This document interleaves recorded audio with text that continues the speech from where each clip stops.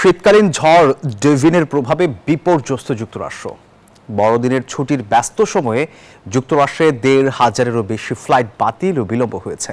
কয়েকটি অঙ্গরাজ্যে জারি করা হয়েছে জরুরি অবস্থা। ওয়েদার সার্ভিসের Storm Prediction Center New York City এবং লং আইল্যান্ড সহ ৩টি অঙ্গরাজ্যে ৪ থেকে ৮ ইঞ্চি তুষারপাতের সতর্কতা জারি করেছে। শীতকালীন ঝড় ডেভিনের কারণে বড়দিনের ছুটির ব্যস্ত সময়ে যুক্তরাষ্ট্রের ১৫০০-এরও বেশি ফ্লাইট বাতিল ও বিলম্ব হয়েছে। ফ্লাইট ট্র্যাকিং ওয়েবসাইটটি ফ্লাইট আওয়ারের তথ্য অনুযায়ী শুক্রবারে বহু অঙ্গরাজ্যে তুষারঝড়ের আশঙ্কায় সতর্কতা জারি হয়েছে এবং কিছু জায়গায় আগে ভাগেই সড়কপথে বাণিজ্যিক যান চলাচল সীমিত করা হয়েছে। ওয়েবসাইটটি জানায় শুক্রবার স্থানীয় সময় বিকেল পর্যন্ত ১৫০০ ফ্লাইট বাতিল ও ২২,৩৪৯টি ফ্লাইট বিলম্বিত হয়েছে। ওদের স্বপ্ন পূরণে পাশে থাকতে পেরে আমরা গর্বিত।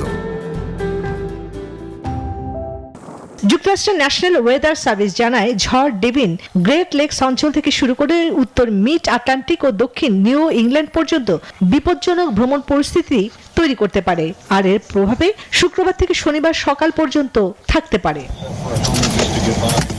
ওয়েদার সার্ভিসের স্টর্ম প্রিকশন সেন্টার আরও জানায়, নিউ ইয়র্ক অঙ্গরাজ্যের উত্তরাঞ্চল থেকে শুরু করে new York city, long Island সহ ৩টি অঙ্গরাজ্যে শুক্রবার গভীর রাত পর্যন্ত ৪ থেকে ৮ ইঞ্চি তুষারপাতের আশঙ্কা রয়েছে। এদিকে ঝড়ের আগাম প্রস্তুতি হিসেবে নিউ ইয়র্ক ও নিউ জার্সি শুক্রবার দুপুর থেকেই জরুরি অবস্থা ঘোষণা করে।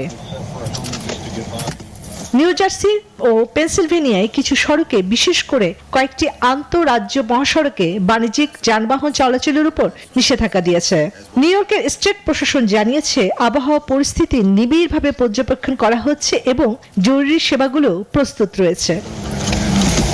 চন্দ্রানী চন্দ্রা, নিউজ 24।